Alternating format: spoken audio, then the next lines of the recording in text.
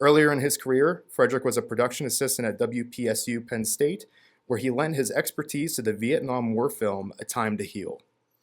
And then in April, of course, he released his new feature documentary, Blair County, A People's History, to a sold-out crowd at the Mishler Theater right here in Altoona.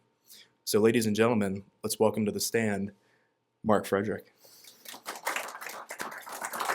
Thank you very much. Thanks, Dustin. I'm happy to be here. This is my first time giving this presentation, and it's a very unique presentation. I've never done something like this before, but I've been informed that Julia Shacher, my executive producer, will be sitting up front here taking complaints for anyone that would like to submit something that wasn't featured in the film. And she's also accepting checks. So then if she wants to do a part 2, we can do that if you want to. I'm glad that I can showcase this hard work that went into this film. And I'm looking forward to kind of showing you all the making of process. So let's just start at the beginning. In October 2018, Julia's book, First Frontier, was released. And that was primarily an Altoona book.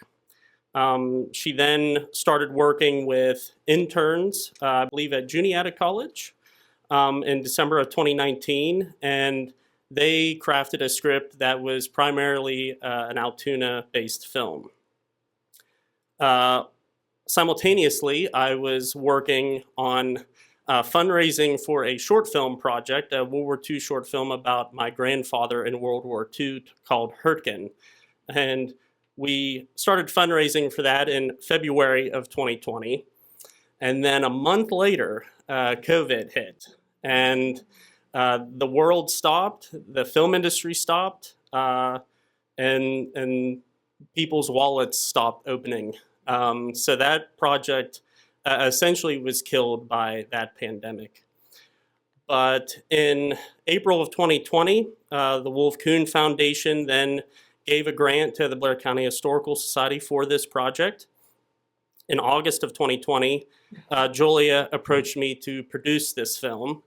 Around that time, I was just starting here at the Railroaders Museum, and just because of the climate that was occurring with the COVID pandemic, I kind of was just too busy dealing with museum work to even think about starting a project like this.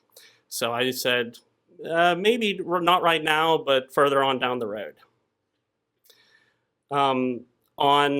In October of 2020, then the Historical Society got another grant from the Central Pennsylvania Community Foundation. And then 2 years passed, and Julia did her best updating those grants, kind of explaining that COVID was delaying the process of the film. So finally, in February of 2022, she approached me again to produce the film, and I accepted. In April, I gave this project the name Blair County, A People's History. This is the original script outline that she proposed to me. It would be a 2-disc set, one that is 120 minutes and one that is 60 minutes. The first disc would have started with the county's origins and included things like industry and transportation, military history, sports and leisure, all sorts of things that hopefully we then later covered in the film. This too would then kind of encapsulate all of the communities that form Blair County. We kind of decided that we couldn't do something of this length due to the budget, and also there would be too much overlap and stories could seem repetitive. Obviously, if you want to talk about industry and transportation, you're going to be talking about the Altoona Railroad, you're going to be talking about the Hollidaysburg Canal System. So things could be repetitive with this script outline here.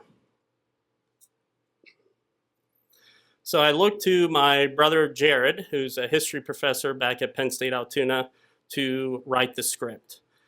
He looked at this map for inspiration, used it to kind of build a framework for the narrative. He's finding stories and people of events, and this map is in the collection of the Library of Congress. It's an 1859 map. It's very large resolution, so you can blow this up and see who owned what property and all that cool stuff. So he looked at this and based the film from there. And he eventually came up with this new script outline, which is pretty much unchanged from what we released in April. Now, looking at this, at a glance, you might go, well, this is kind of an odd structure. These things don't really seem connected, or it's not chronological order. But believe it or not, they are connected in one way or another. Railroading in Altoona, Logan House, War Governors Conference, Civil Rights, William Nesbitt, and so on and so forth. So each bullet point is connected in one way or another. But it was very important that for us that we end with a call to action at the end to promote education and preservation within the county. And of course, we have to get Elias Baker in there as well, considering that his iron industry was the beginning for most.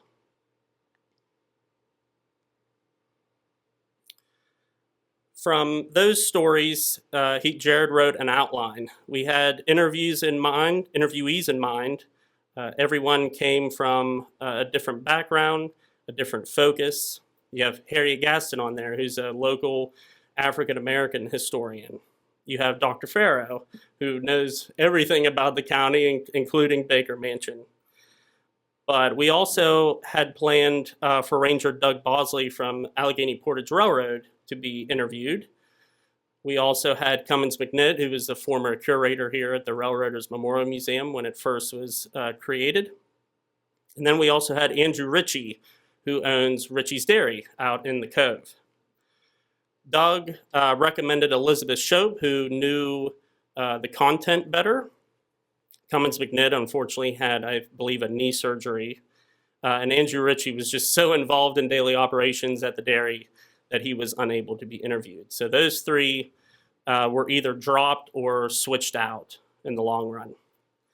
The green interviewees were filmed at Baker Mansion in one day in May, and then the orange ones were filmed here at the Railroaders Memorial Museum.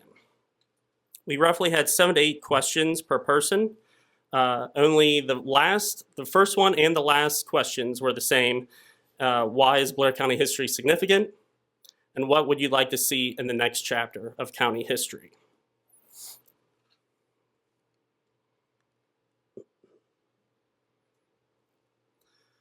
So let's talk about writing the script a little bit. And I'm always amazed by how fast Jared actually wrote it. He's an author of many books, so it just comes naturally to him. But we had 5 hours of footage. Adobe Premiere, the editing software that I use, automatically transcribed our 13 interviewees. And then he was able to look at those transcriptions and highlight key moments, the most relevant and most well-spoken. He used resources such as newspapers.com, Google Books, Society Books, and publications. Script writing took roughly 3 weeks. The historical quotes that were at the beginning of each chapter were actually an afterthought. One evening, I was reminiscing about Ken Burns' The Civil War, and I thought, wow, maybe we could do something like this in Blair County of People's history. So I called Jared and I said, can you find me some first-person accounts, some newspaper articles, and I can get different narrators to make that happen. And so that's what we ended up doing. And that final script is 38 pages long. And if you look here, this is what the script actually looks like. The light yellow is voiceover. and then the darker yellow is interviews. And we included time codes, so then when I was editing, it would be easier to go to that time code and cut that section of interview to put then in the final film. There's 3 columns. One is for voiceover, narration, interviews. Second one is audio, so birds and wind sound effects, soundtrack, voiceover. And then the third one roughly explains what is being shown. What shot do I need? What drone footage am I to use? Where do I need to go to film? And so these would all be very helpful later for when I would be filming B-roll. So you might be wondering what the team looks like at this point. And so we have our executive producer, Julia Plummer-Shocker. I wanted to show what a typical production crew looks like in the film industry, but then also compare it to what we had to work with and how work was delegated. Due to the tight budget, there were roughly 6 key workers, I would say, in the production of this film. But this kind of shows you what a crew family tree would look like. So you have Jared and I as producers, and then I would also serve as production manager, location manager, so dealing with where we would be filming these, and casting director, organizing extras and actors. Then you have Jared and I again as writer and director. You are kind of seeing a little bit of a pattern here. We would not have, typically you have a first and second assistant director. Mark Stitzer, my videographer, would kind of help me serve in that capacity. And then you have Julie and Jared as script supervisors. Sam Smith, my audio guy somewhere back there, he would be boom operator, so he would be recording audio for interviews. But he also helped with sound mixing and sound recording. As I said, Mark Stitzer helped with camera operators. Fortunately, we also had several production assistants who would help us during big shoots as well. Production designer, prop master, set dresser, costume designer, makeup artist. There were no makeup artists. Everyone just showed up. At post-production, I edited, and then also Maddie, my girlfriend, helped select music as well. And then we would hand it off again to Sam Smith for sound mixing. And of course, there's many, in some cases, hundreds, if not thousands of other jobs as well in the film industry that typically make a movie. But this is what ours looked like. My face is on it way too much, unfortunately.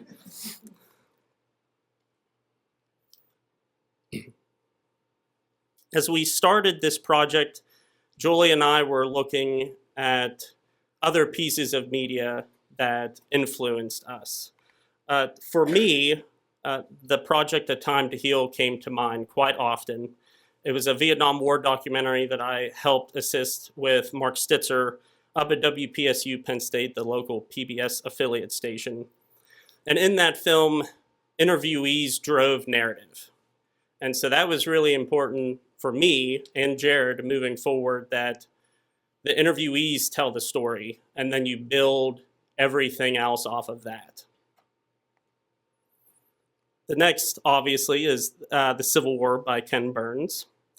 There, the usage of primary sources and quotes and cinematography all inspired me. But lastly, and I'll credit to Julia for this one probably the most, is that she came to me and was like, I really like The Men Who Built America. I like how they recreate scenes with famous people. And she's like, if you can do that somehow, that would be really cool as well. And so I think I delivered okay. And more. So one of the first shooting locations that we worked at was Allegheny Portage Railroad, and this is where we recreated 5 scenes. I filled out a film permit with the National Park Service, and we recorded these in February of 2023. It was 9 degrees when we started that morning, and it did not get above 30 degrees.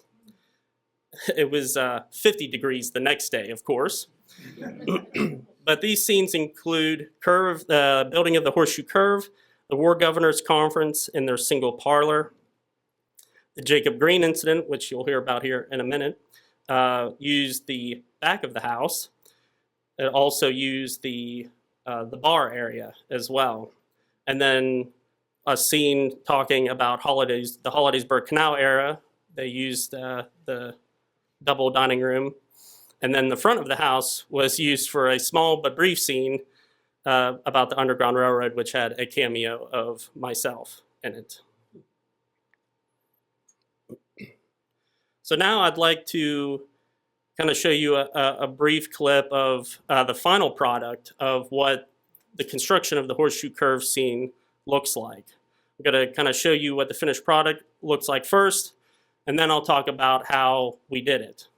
Pay attention to this I'm going to kind of cover multiple things afterwards. Some 6,000 locomotives would be built there over that time, but one of the Pennsylvania Railroad's most impressive undertakings is still known as a great engineering marvel of the modern world. As the company grew in size and influence, so did its desire to push west and cross new boundaries. The need to conquer the mighty Alleghenies culminated in the construction of the Horseshoe Curve, which opened on February 15, 1854. The Horseshoe Curve was just a monumental feat of engineering. It took over 3 years to construct. There were over 300 largely immigrant workers, many of them from County Cork, Ireland, who had come to the United States during the potato famine. They had been seeking to build new lives for themselves, and they truly put themselves in a lot of harm's way as they were trying to dig out these terraces on the Allegheny front with nothing more than pickaxes and black powder. Both then and now, the Horseshoe Curve remains one of the major east-west corridors for railroad commerce in the United States.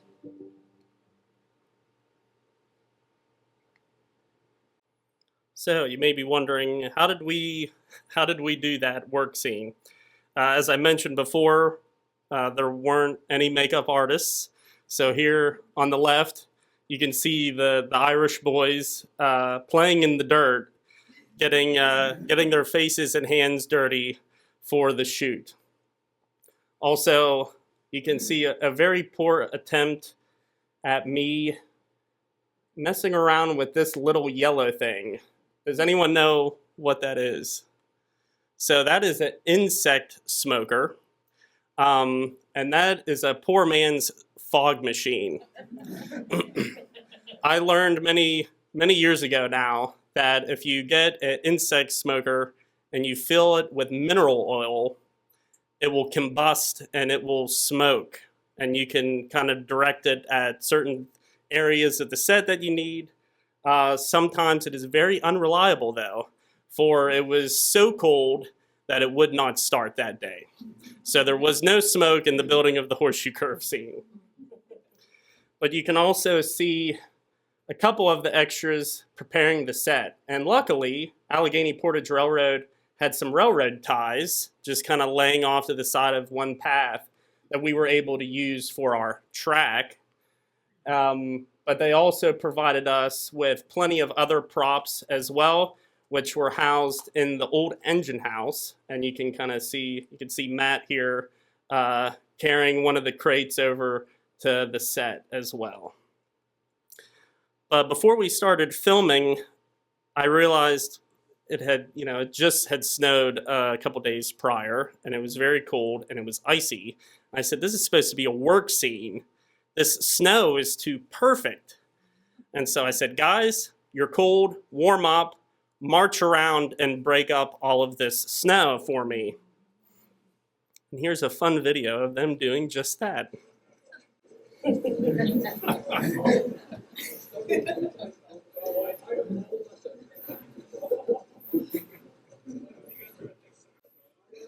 And of course, they're wearing authentic period shoes. Some of them might not quite be waterproof.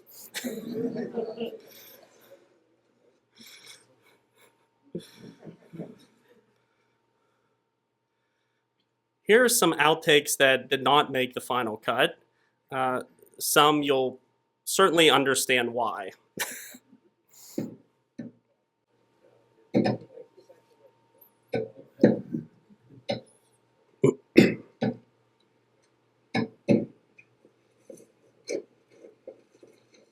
There's Matt. He's sitting right there. He can get his signature later.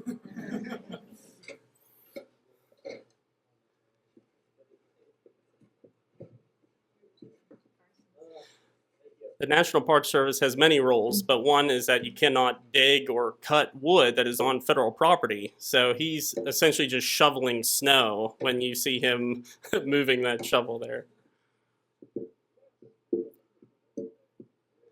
This is the one that I'm glad that we did not use, because what are they doing? I don't know. Hammering at nothing. Unfortunately, there were 5 takes of just that.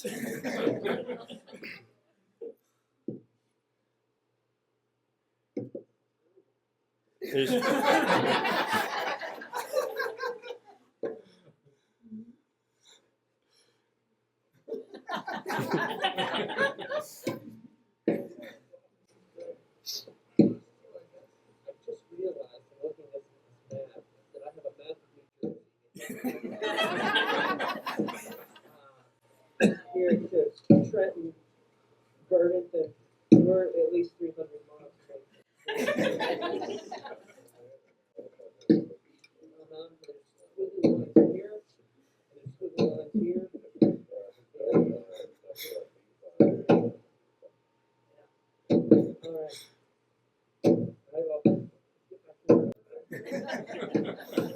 You could actually hear Mark Stitzer, the cinematographer, laughing at these guys saying these silly things.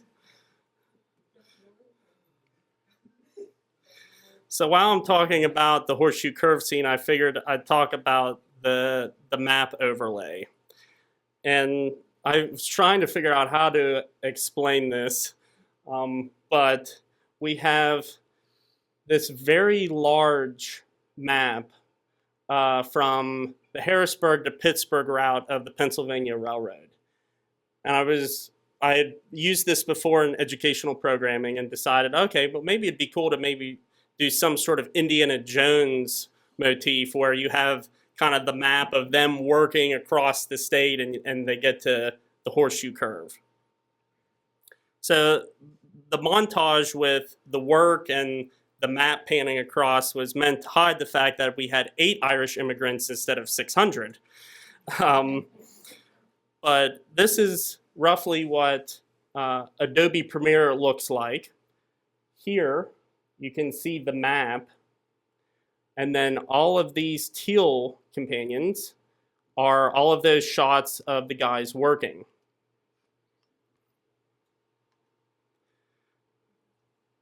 You can open up the effects panel in Premiere and choose a blend mode, which allows you to essentially superimpose or blend clips together via different opacity options.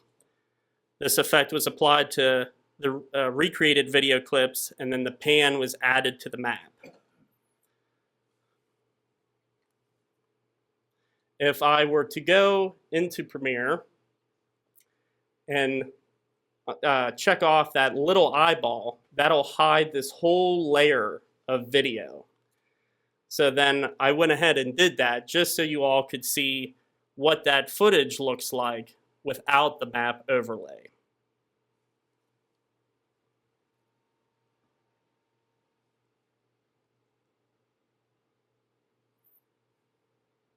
I kind of added these soft edges to them and made it a bit sepia so then it would also blend in to the map well. And you'll notice that in the final cut, Jared is a little absent. because I realized that he was the interviewee talking about the building of the horseshoe curve. And I figured that'd be a little awkward to have him talking about it and then have him also very prominent in the scene. So unfortunately, a lot of the shots cut from the horseshoe curve section are clips of Jared. And lastly, there was some drone footage in that scene of the modern day horseshoe curve. We did drone shots of every Blair County community in one day. It took roughly 10 to 12 hours. Unfortunately, this was around the time of the Canadian wildfires in 2023. So you can kind of see how smoky and hazy it is there on the mountainside.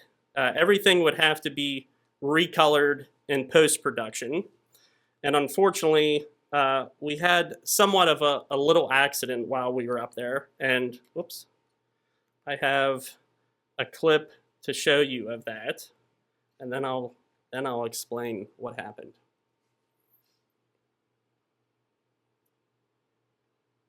So we were actually parked down here in the parking lot there. And he was probably up in the sky for, I would say, 20 some minutes. And that was probably an average of every community that we filmed. I had a list of communities with addresses about where we would park, the coordinates of where we would park. So then we could really get all those done in one day and have it not be an exhausting one. So as you can see, he's kind of getting a nice sweeping motion across the mountainside. You can really see the haze off there in the distance.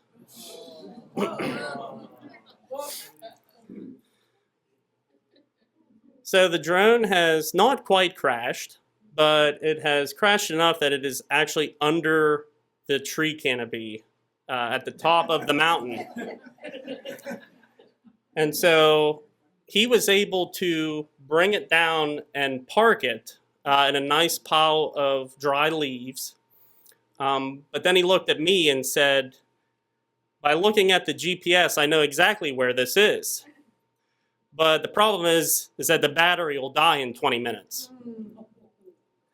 So we went further up the road and we parked the car and we climbed the mountain.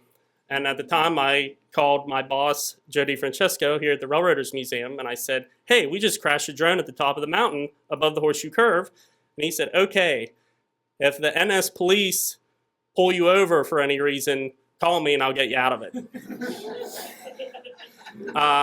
I made it about halfway up the mountain and I said, just go, Mark, just go. And he went ahead of me through very, very thick brush and probably many snakes. So he got to it though before it died and we were able to recover all of the footage from the day. Would the footage have been deleted if you didn't get it? Well, we were afraid that it dying, we would not be able to locate it via the GPS on the panel. So we kind of figured, oh, you know, if we can't find it, then yeah, we'll probably lose everything that we filmed, and he would be down a drone, which is not typically ideal. Actually, thank you for reminding me. I saved the 2 propellers that we broke from said drones. So if you want to just pass them around, people can look at those as well. There's a big chip out of the end of this one, and a big split in the way of this one. Well, and sadly, that was not the first time that we crashed the drone. Earlier, well, maybe I shouldn't say crash. Earlier in the day, we were at Fort Roberdeau, and Mark forgot that he put the drone on the top of the car.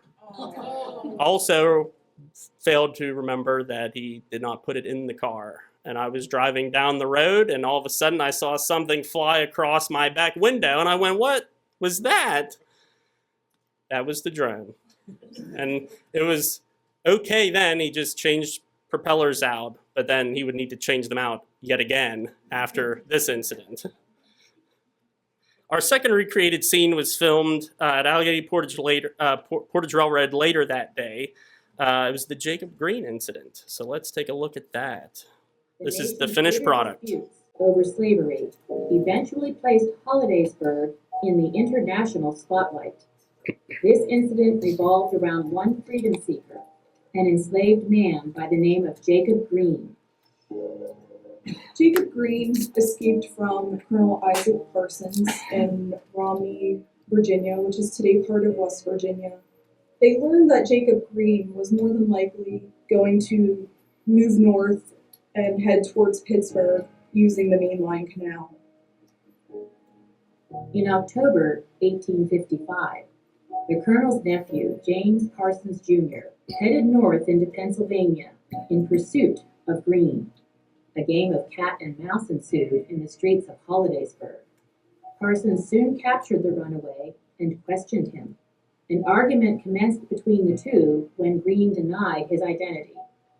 A group of local abolitionists confronted Parsons and demanded that Green be released.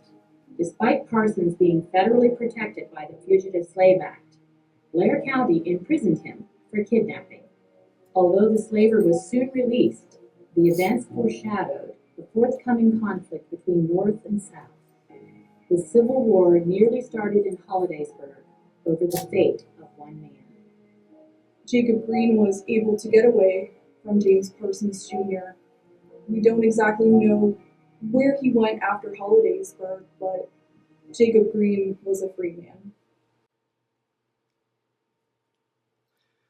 So now that you've seen that, let's break it down a little. In filming scenes like that, a director typically, or a cinematographer even, typically writes what we call a shooting script. So I have a couple of those shots here lined up, and this is how they would be written on a shooting script. So an ELS is an extreme long shot, shows the entire location, so it's a really wide shot. FSH is a full shot, which is typically from head to toe of a subject. A medium shot is waist up. An EST shot is an establishing shot, so that conveys essentially a new setting. And then an MCU is a medium close-up shot, which is sometimes mid-chest and takes up the whole head and face.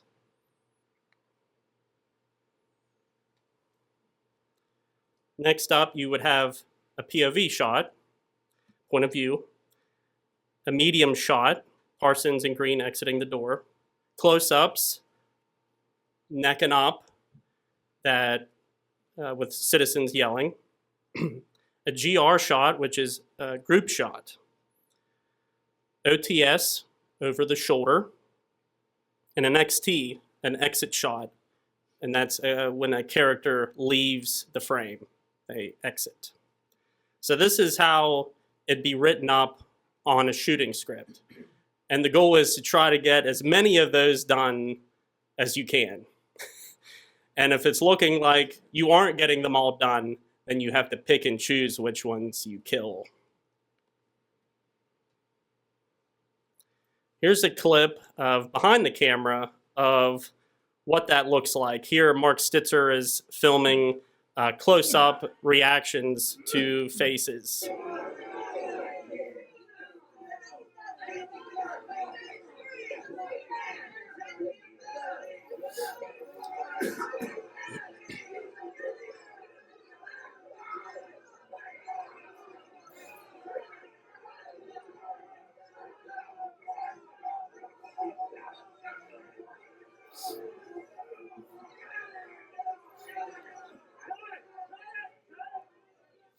I think they were personally having too much fun.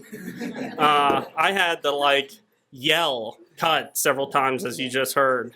Yeah, definitely way too much fun yelling at the poor boy. And I was actually standing behind the camera, and I made the mistake of saying, "Everyone yell at me." And so everyone did that, but again, they enjoyed it too much. And so practically all of those close-ups are people yelling, but they're also kind of just a little bit of a smile. And so a lot of the close-ups, unfortunately, you couldn't use any of them because of that. It just didn't look serious. Here's a few outtakes that we filmed without audio.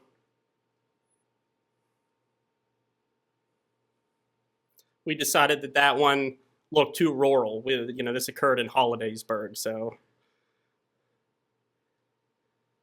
Here's the wider shot of them entering the bar. And we cut all this just simply due to time. Because he takes the bag, he searches the bag, he takes the blanket, he starts interrogating him, and it just it goes on for a little bit too long.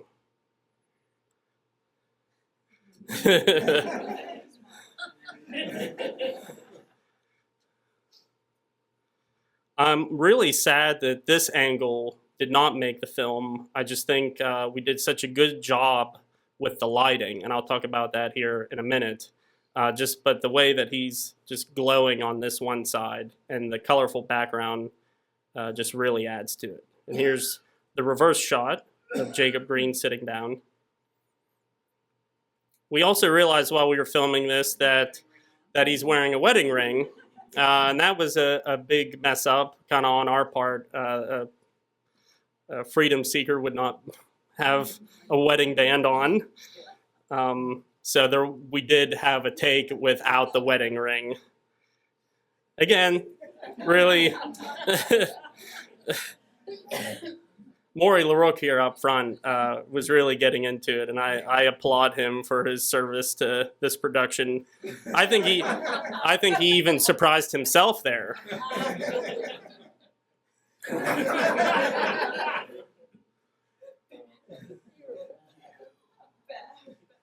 They told me what to yell, so I yelled, "You're a bad, bad boy." Over and over. Yes. I know what else. And I'm standing next to him, and I'm cracking up over what Yes. he's saying. You're So, a bad, bad boy. This I'm is- losing it. This is pretty much what happened. It all just derailed, I think, at that point, because everyone looked like this. There was just a slight bit of laughter in there. And trust me, I got home and I looked at this stuff, and I was upset, but also I was laughing. So here's some basic color correcting of this scene. As the video said, it happened in October, and we were filming in a very cold February day. So in post-production, all of the oranges and yellows were hyped up greatly. And I'll be talking a little bit about color correction here in a bit. But lighting and color work hand in hand. For example, in the outdoor Jacob Green settings, you kind of see our one production assistant here holding what we call a reflector, and that bounces natural light onto the faces or bodies of extras.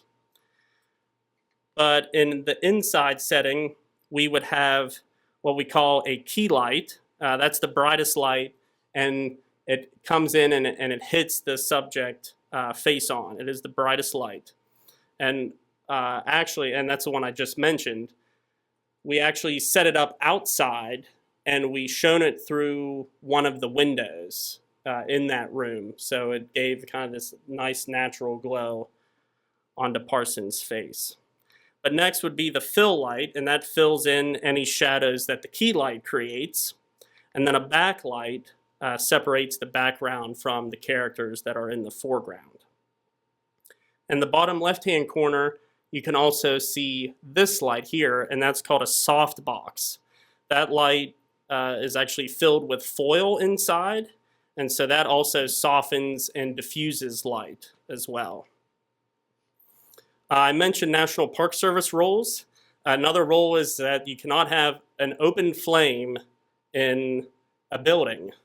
And so there's the Underground Railroad scene where I have a cameo as a conductor and I have a lantern. And at the end of the scene, I lean over and I blow out the candle as I go back inside. That was on purpose for I could not have the open flame in the building. And I said, well, can I have it in the doorway? And they said, yes, that's fine. So I went ahead and blew the candle out and then went back inside.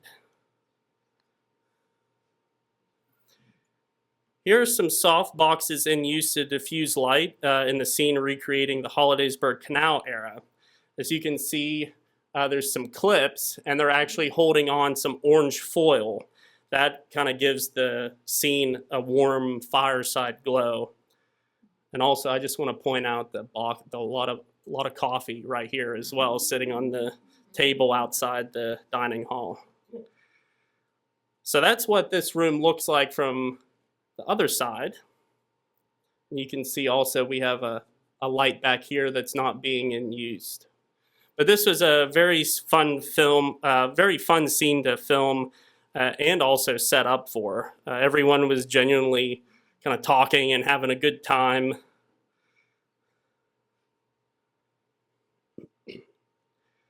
So you may be wondering, you just saw that whole room of extras. How did we make that happen? Well, the National Park Service actually provided all of those clothes for us. They have a large wardrobe of living history clothes. Those people consisted of some interviewees you may have recognized, some reenactors, some actual actors, friends, family, National Park Service employees, volunteers, all dressed in this very large wardrobe collection. You can see some of them here. And also kudos to Maury and Julia for feeding us so well that day. There was a lot of food, a lot of leftover McDonald's. But the extras were unpaid. They did this for hours. Yes. Our next location is at the Railroaders Memorial Museum, right here. We filmed a couple scenes. We had sections about the railroading industry during World War II, specifically women in railroading. Upstairs in Kelly's bar, we talked about Altoona immigrants. I figured, where else besides church would immigrants intermingle? And I thought, a bar. And I have a set that I can work with. And at the time, as an employee of the Railroaders Museum, it was after hours, and I got a couple extras, and we filmed a couple scenes, which you'll see clips of here in a second. We also filmed the FBI raids on Dutch Hill in the house exhibit on the second floor. Also, we did a short but small shooting covering ethnic cultures and food and music and that type of stuff as well in the kitchen exhibit up on the second floor.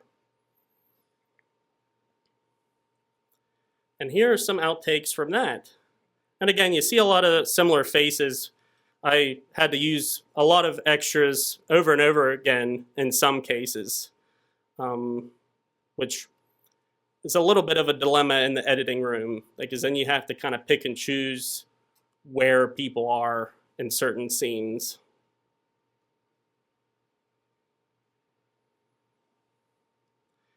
A lot of this wasn't used simply because we saw Maury beating up a slaver in the Jacob Green incident.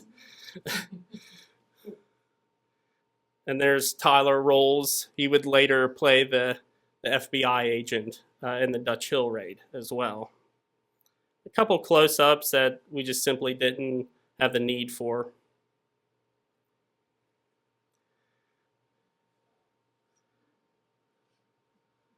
This is a scene. I'm actually the one behind the newspaper here. That's one of my many Alfred Hitchcock moments.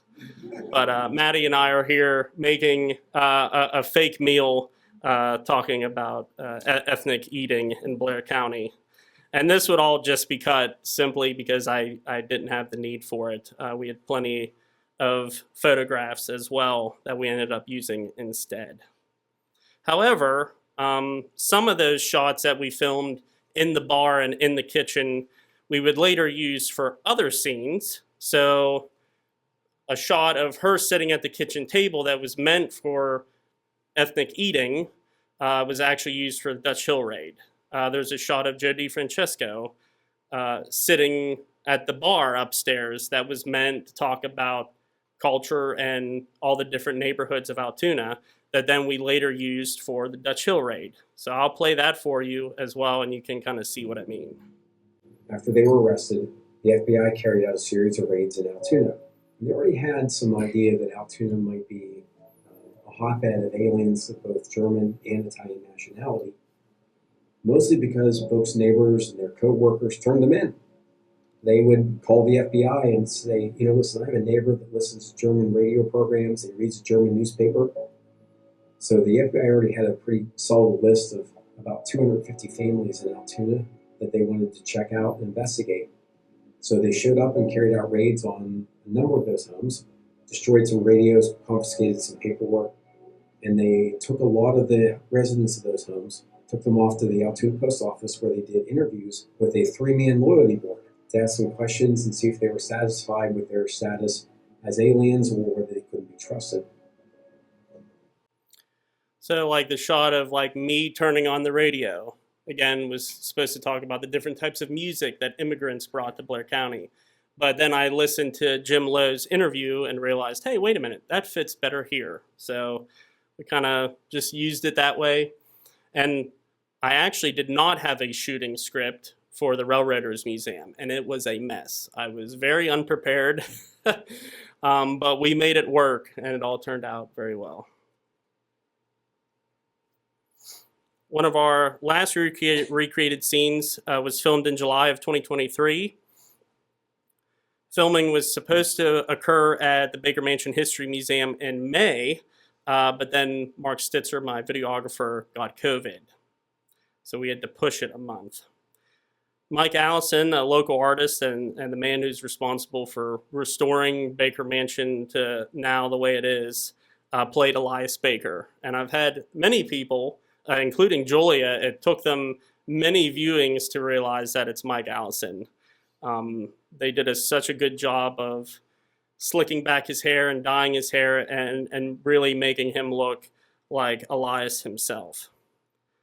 This footage was later used to open the Baker Mansion chapter. I like it because it kind of grounded Elias and made him more human. It was recolored all in blue to kind of give it a somber look because we discussed the death of his son on the steamboat. But then rain sound effects and a ticking grandfather clock sound effects were also added to kind of give it that somber ambiance. And while I'm talking about sound design, I'd also like to mention, I specifically want to cover the wreck of the Walter L. Main circus wreck. Again, this is what my screen looks like at home in Adobe Premiere. And this right here is the video channel. And then this is all audio. You can kind of see it here. It's interview 1, interview 2, narration, music 1, music 2, and then several channels of effects. It's all just one big layered cake in a way. I always use this metaphor with trying to explain it to my mother. You know, it's you kind of you add all the ingredients and you put it in the oven and you bake it. But here's what the sound effects sound like for the Walter L. Main wreck, one channel at a time.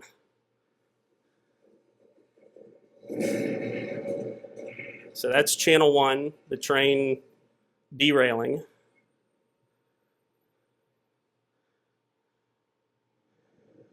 This is channel 2, it riding on the tracks and the whistle going.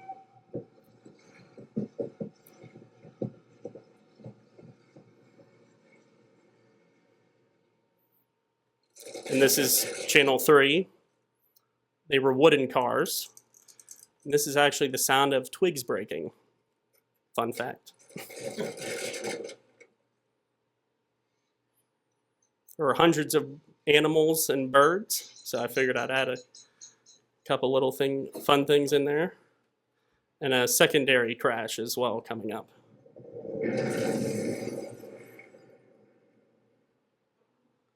And then lastly, the last channel, you have to have a little bit of violence in there. But what does that sound like with it all together? I have that clip right here. The most unusual exhibit showcases a train wreck that occurred on Memorial Day, 1893. The Walter L. Main Circus was traveling from Houtzdale to Lewistown when it approached a dangerous stretch of track outside Tyrone. At McCann's Crossing, the train, which is 17 cars long, goes off the tracks. 14 of those 17 cars, full of animals and circus performers and employees, go over what is about a 30-foot embankment. There would have been a much greater loss of life than there already was had the sleeper cars rolled as well. Sam Smith would later do an excellent job of kind of mixing all those things together, making sure that volumes were adjusted so you could hear kind of all of those things simultaneously. And I'm very illiterate when it comes to audio work, so I'm sure he can chime in at the end of this presentation if he so desires. I traveled all over the county for B-roll. If I showed you the outtakes for that, we'd probably be here for a couple days. I figured I'd mention a couple pictures that I have. This is myself at the top of Chimney Rocks filming a sunset. And of course, you don't want to miss the good parts of the sunset, so you have to sit there and record it for like a half hour to get variations of sun. I also traveled the Blair County Genealogical Society and Hollidaysburg way too many times through multiple seasons. Anytime that we filmed at a place where there was food, we ate. Sometimes complimentary, sometimes not. And then this looks like a drone shot, but it is not. This is at the top of Wapsie Mountain at the lookout. And I got up there and I realized, wow, I can't see anything. The trees have grown so tall. And I said, you know what? I bet I could get this shot if I got on top of my car. And boy, that was a mistake. Because a few days later, I realized that I had dented the top of my car. And we actually did not use any of that footage anyway. So, but lastly, I also had, you could say, an obsession with Fairview Cemetery up behind the Altoona Hospital. It's a very interesting place, and there's many very cool people buried there, including many of Altoona's kind of like founding fathers, you could say. It is a very sad case, though, because it's just so overgrown and not really taken care of. And so that was very sad, and it made me want to do something. So I went back there probably 3 or 4 times and filmed that throughout a couple seasons, including in the fall, which you see those shots then at the very end of the film.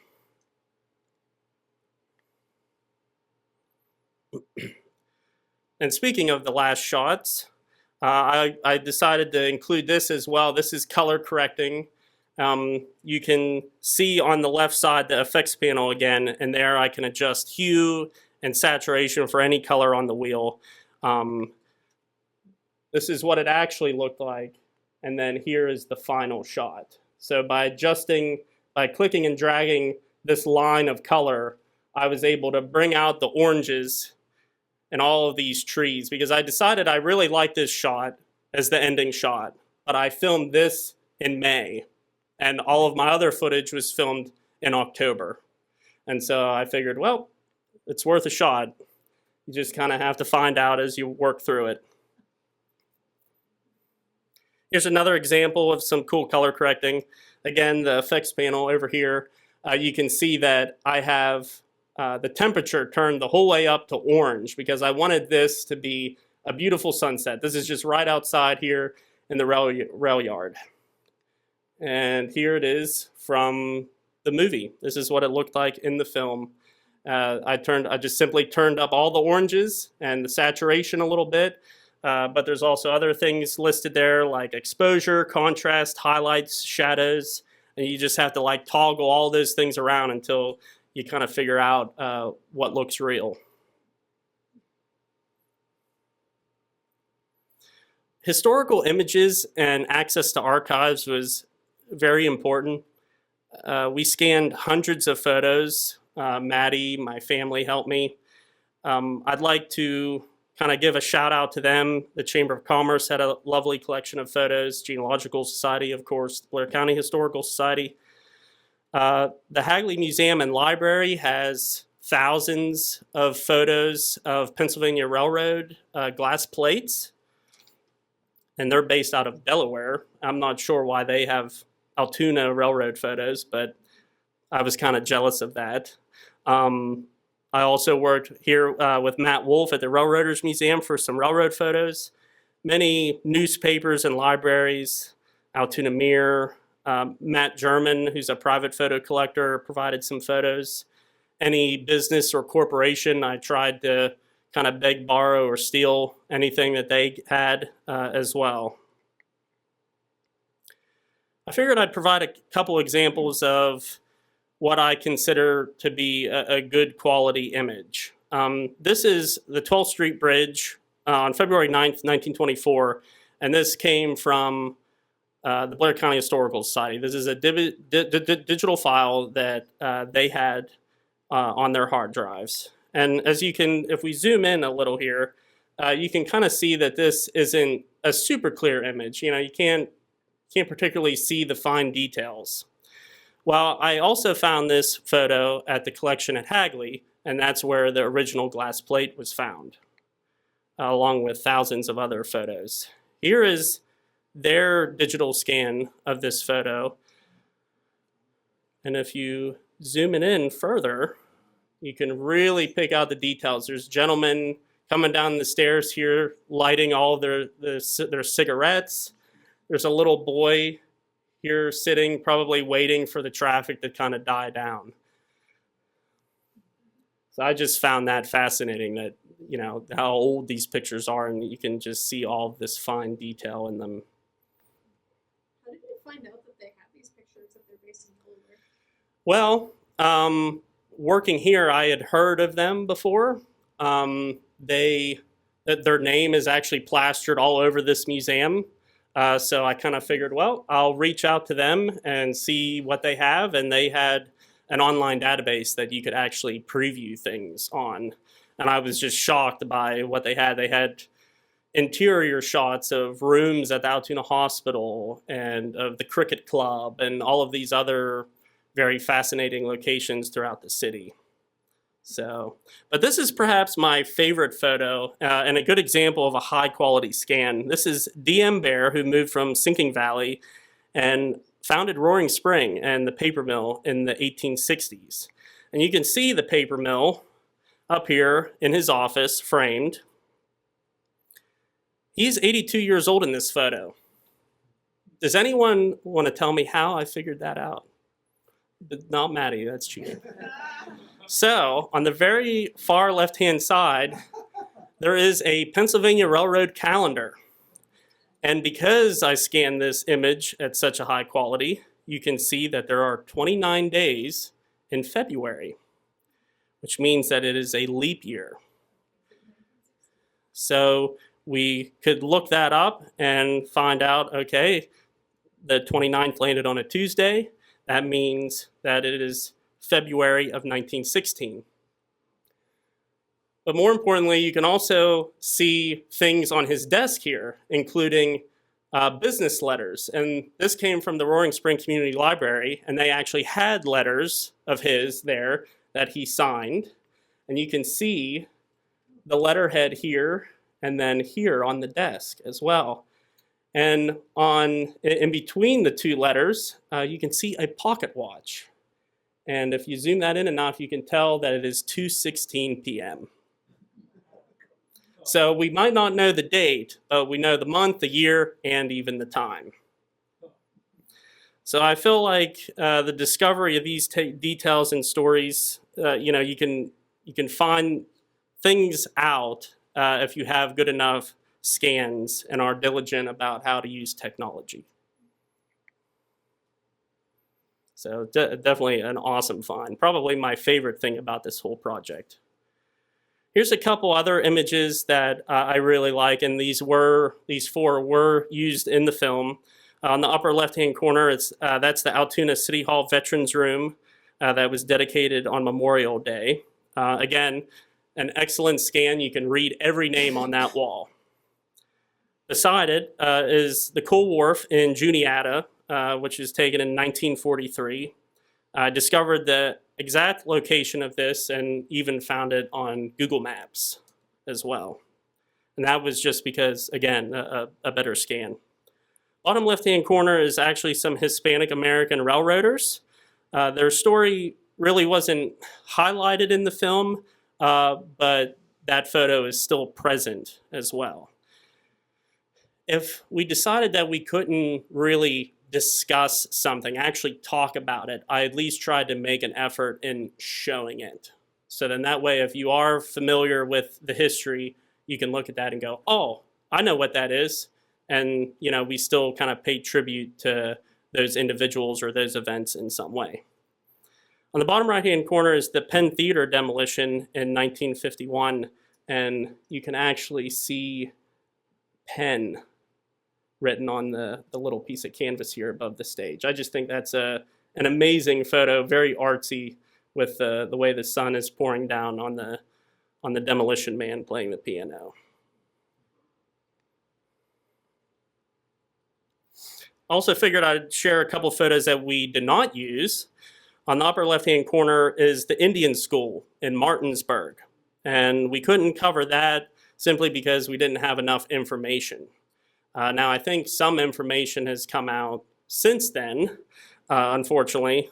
But on the right-hand photo, this is a Matt German photo, a private collector. And it was labeled 1897 10th Avenue. And he told me that it was a brothel house. But I highly doubt that, because if you look closely, there's a railroad light, some telegraph wires, and a lot of bird cages. So I'm thinking it's some sort of railroad building that dealt with communications. But if anyone else has more information on that, I would love to hear it. The bottom left-hand corner is a bunch of bicyclists outside the American Hotel in the square in Hollidaysburg. And again, with a really good scan, one of them is holding a banner, and this is labeled the Juniata Willman. So again, I'm assuming it's some sort of bicycle club that was just having a meeting at this remote hotel. This last photo is of the Pennsylvania Railroad Test Department, a lab used for testing chemicals and safety materials. There's an awesome display of it upstairs on the 3rd floor that you can check out during business hours. So that's just a few photos, but there's just so many. Paintings and illustrations were also very vital, especially considering the colonial chapter when discussing Native Americans. The National Park Service also provided many high-resolution scans of canal paintings. And then Steve Patricia also provided paintings that he was commissioned to do of the Jacob Green scene. And actually, we only ended up using one of them in the film because I was so happy with how the recreated footage turned out that we really did not need to use them. And you can see this one here, you can see Jacob Green kind of collapsed here and everyone yelling at Parsons. So a lot of great painters gave me permission, didn't ask for payment. They just wanted their artwork out there and the history shared. John Buxton was a very big painter of the American Revolution and the French and Indian War, provided a lot of paintings for this film as well. I mentioned historical quotes earlier. There were several of them taken from primary sources. Newspapers were heavily used. My favorite, perhaps, is the concluding one, which was taken out of a 1938 editorial about the future of Railroad City. It was entitled "The Voice of the People." The article is actually very lengthy. There's some fantastic ideas in it, like the creation of a railroad museum. And he would have been writing this 60 years before this building opened as a railroad museum. But the whole purpose of the article is about kind of working together for a common goal and being proactive to preserve history and preserving it for the future. So that's why we decided to kind of have that be the climax of the film, because we thought it was a call to action then, and it's still a call to action now.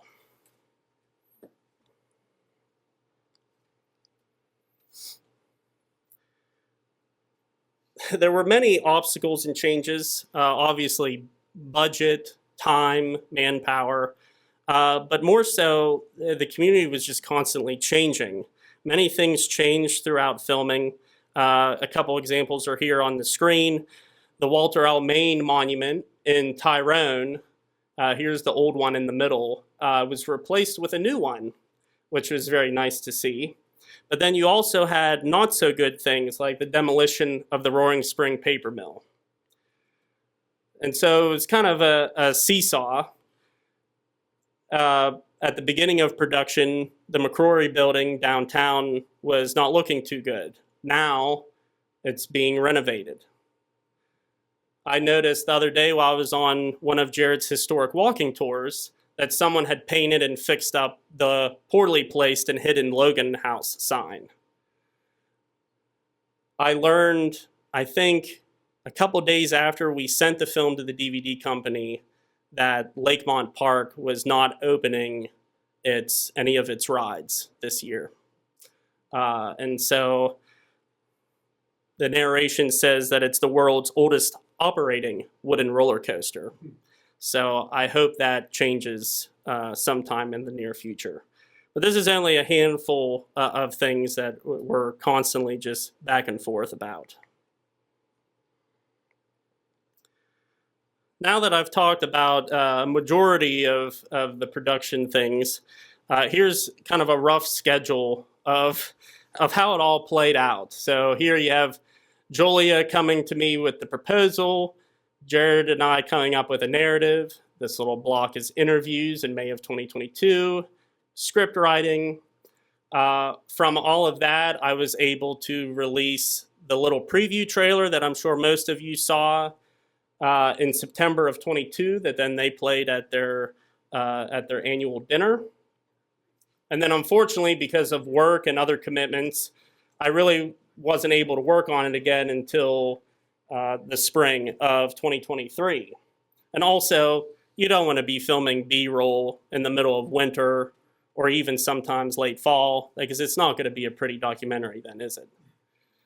We did film the Allegheny Portage shoot in February, but that was really about it. We filmed the rest of the B-roll and other scenes throughout the summer and even early fall of 2023. But in July, I left the Railroaders Museum, so then you can see that these solid blocks kind of become more consistent then, because then I was actually able to work on this project as well. So the voiceover was recorded back and forth for several months. Photos were scanned, and I apparently only edited this 90-minute film in 3 months, which don't do that, kids, if you ever make a movie. And then here's Sam's little bit of work here for audio mixing there at the tail end, which is always the last step of making a movie. So here's some fun film numbers that I thought I'd kind of wrap up with. The proposed budget was $31,000. The final budget was not too far off at $32,500. The runtime was originally aimed for 60 to 70 minutes, and eventually I was like, wow, there's way too much stuff here. We are over. Let's make it 90. The proposed deadline was May of 23. I concluded it in February of 24 as a one-man band for the most part. Over 1,000 miles traveled, 3,595 shots recorded, 1,792 minutes of footage, 1,046 audio clips, 1,254 photos scanned, and 1,170 hours of editing. At sometimes 3 in the morning. So the film is available tonight. I did design the artwork in February after the editing was done. So I also did all of the DVD artwork and the poster as well. Julie and I would do work on promotions all the way up until the film was released at the Mishler Theater. We had so many people reach out to us afterwards saying, hey, wait a minute, are there more Mishler screenings? I missed it. I didn't see it. Well, those pleas have been heard, and I'm so happy to announce that we're going to be doing some additional screenings all throughout Blair County this summer and into the fall even. And those locations you can see here up on the screen. We also printed out some handouts as well if you want to take some. We are really looking forward to showing it off again. I'm teaming up with the Historical Society and many other communities and other historical societies as well to bring Blair County of People's History back to the big screen. I invite you all to come out to any or all of these. And thank you so much for the support during this whole process, especially my family and friends and the Historical Society. And I thank you for having me here tonight. Hope you enjoyed it.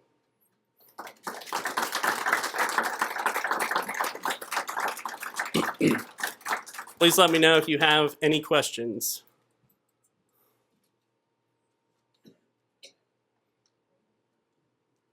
Nothing? Okay, I must have done a good comprehensive job then. All right, well, thank you very much. Julia has schedules over here if you want some for screenings, and the film is out available at the table if you wanted to. It's a great gift.